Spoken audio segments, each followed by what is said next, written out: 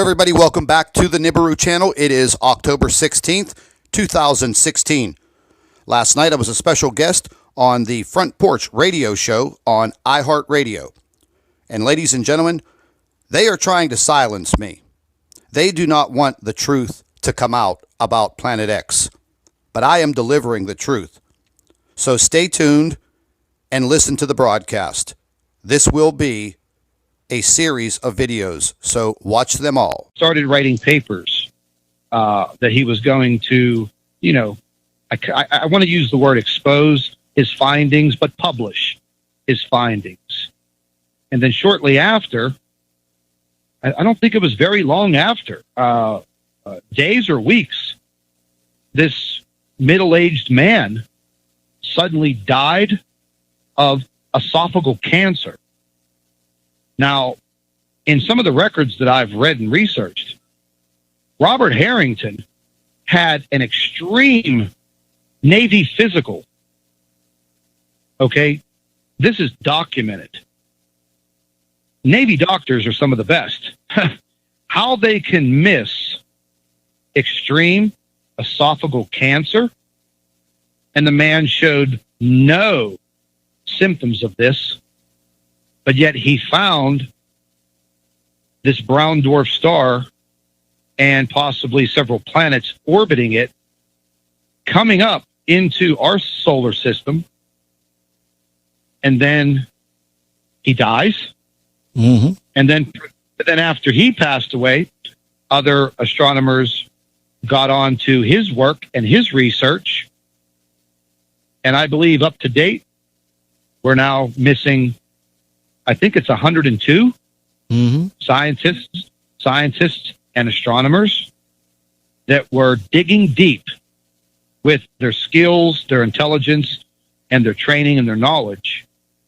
And if you want to talk conspiracy, that's a conspiracy there. What are the odds of that? Yeah.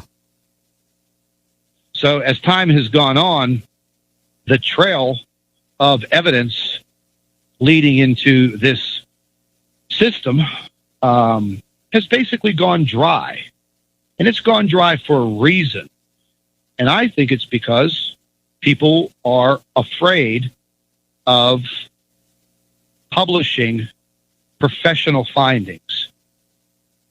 Right. Because they know that if they do something like that, that their time on this earth is probably going to be very limited.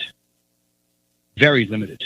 Because if you look at the situation, if in fact we did have absolute 100% published proof that this was about to occur, the world would come to an end. And I mean come to an end, it would come to a complete stop.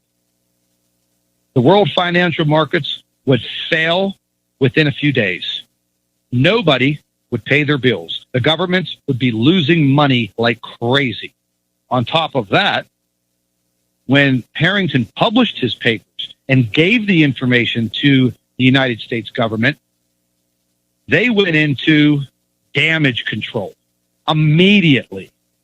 What are we going to do? We have 30-some years. Okay, this is what we have to do. And this was in the era of Ronald Reagan. And Ronald Reagan is said to have said, shut this down.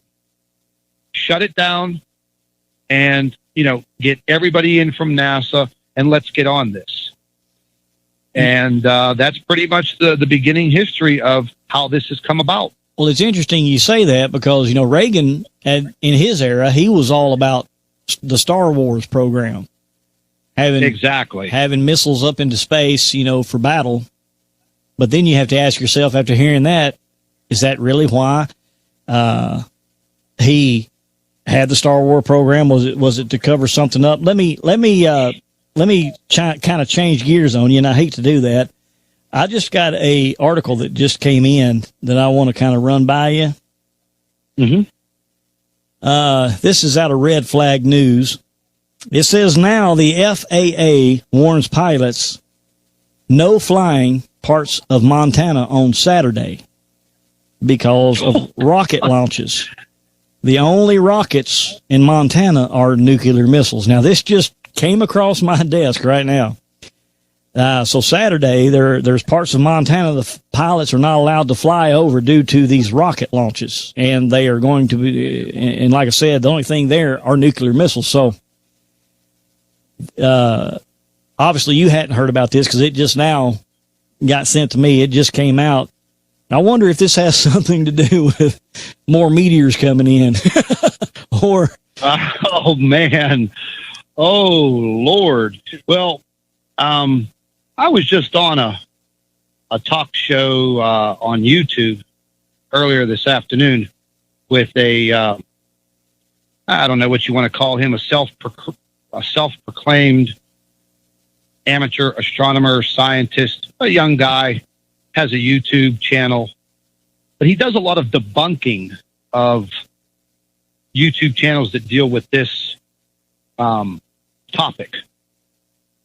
And, you know, we've gotten into it a couple of times, and he said that it's absolutely impossible for a nuclear warhead to be placed inside of the Osiris rocket, launched into space, and it is impossible for that rocket to release a nuclear warhead on a smaller satellite and head to an asteroid. But yet, they could send the same rocket to an asteroid to let a small satellite out that would attach itself to this asteroid, moving through space at over 120,000 miles per hour, just to take a dirt sample and send it back to Earth.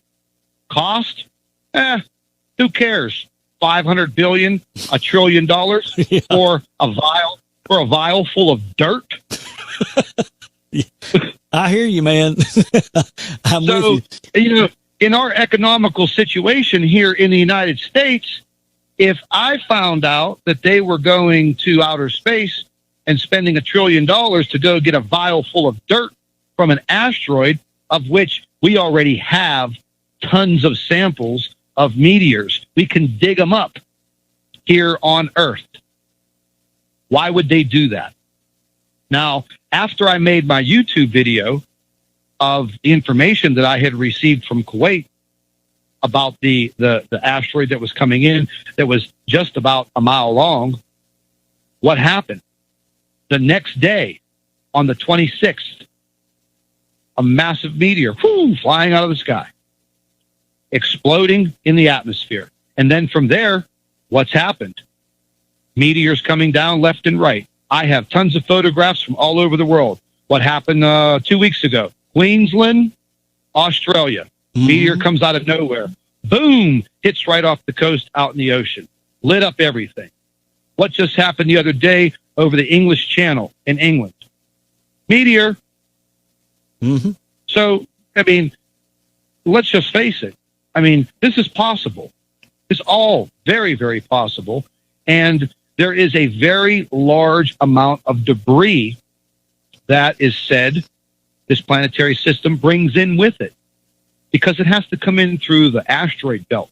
It's going to kick things around like breaking the billiard balls on a pool table.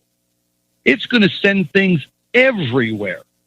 Now, I've been imaging or seeing these things on images from the International Space Station of large rocky bodies just floating right over Earth. I got an image today. Now, what would that be?